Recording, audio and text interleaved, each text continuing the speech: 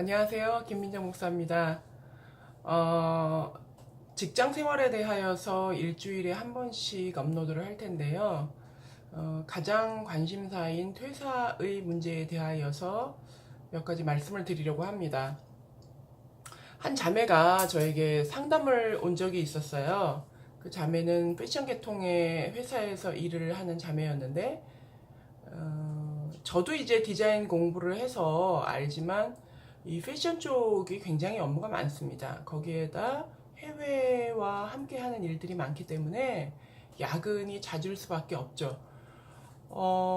그래서 우리 디자이너들끼리 하는 이야기는, 이건 뭐 신앙적인 얘기가 아니니까, 전생에 일 못하다가 죽은 귀신들이 붙어가지고 이 생에서 일하다가 죽는다고 그런 얘기를 농담으로 할 정도로 이 패션 계통, 디자이너 계통의 일들이 굉장히 고된 게 사실입니다. 제가 이 자매와 상담을 하면서 느낀 확고한, 요 세 가지만큼은, 분명히 퇴사를 고민해야 되는 순간이구나, 라는 생각을 하게 됐습니다. 물론 퇴사를 생각하는 이유는 굉장히 많을 수 있지만, 크리스찬으로서 하나님 앞에서 우리가 어떤 때에 하나님의 뜻을 생각을 하면서 분명한 기준을 가질까, 이게 필요하다고 생각을 해서 여러분과 함께 이야기를 나누려고 합니다. 첫 번째는 가정이 무너질 때입니다. 이 자매 같은 경우에는 한 달에 뭐 거의 대부분의 시간을 뭐 11시 이전에 퇴근한 적이 없다 그래요. 그리고 어떤 정해진 시즌에는 거의 새벽에 2시, 3시가 되는 때도 많이 있었던 거죠. 처음에는 괜찮았죠. 한 달, 두 달, 뭐 남편도 양해를 해주고, 뭐 아이도 친정 어머니께 맡기고 이렇게 지냈지만 시간이 가면서 다들 지치기 시작을 하는 거예요.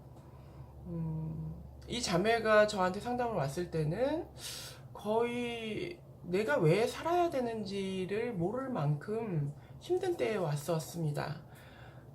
그 이야기를 들어보니 남편은 이제 기다리다가 더 이상 기다리지 않는 순간이 오게 되고, 부부와의 관계가 이제 깨어질 대로 깨어져서 이제 너는 너 나는 나, 그리고 남편은 분노에 차 있고, 그런 상황이 계속적으로 이제 반복이 됐던 겁니다.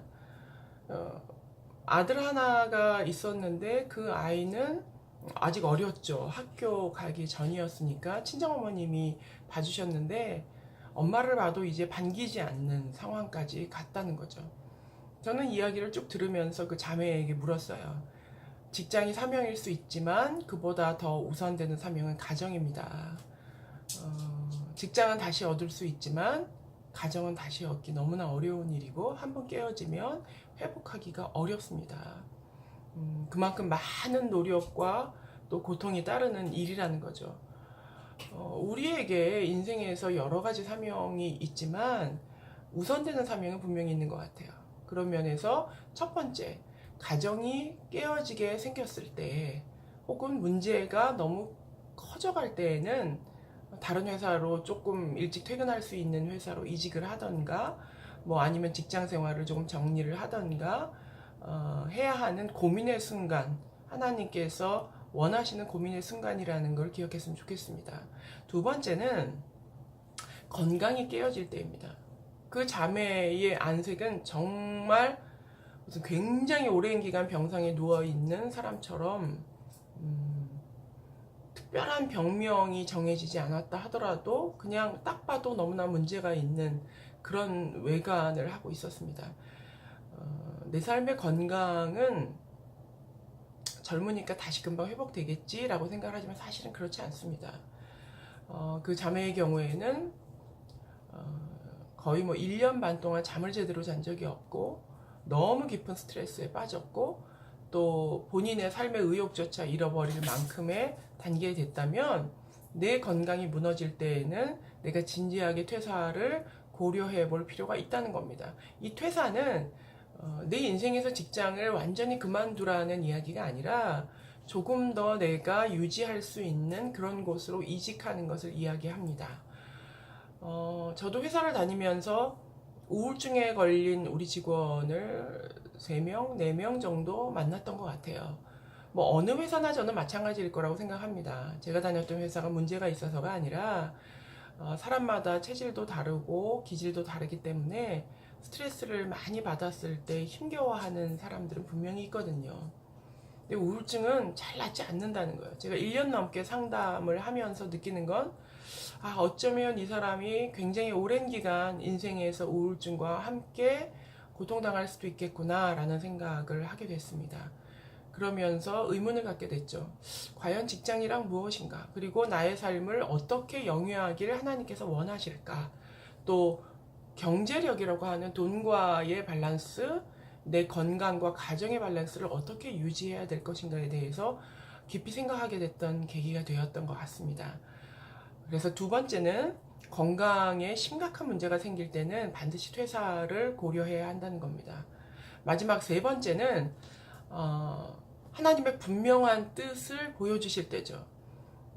저 같은 경우도 그런 경우였던 것 같습니다.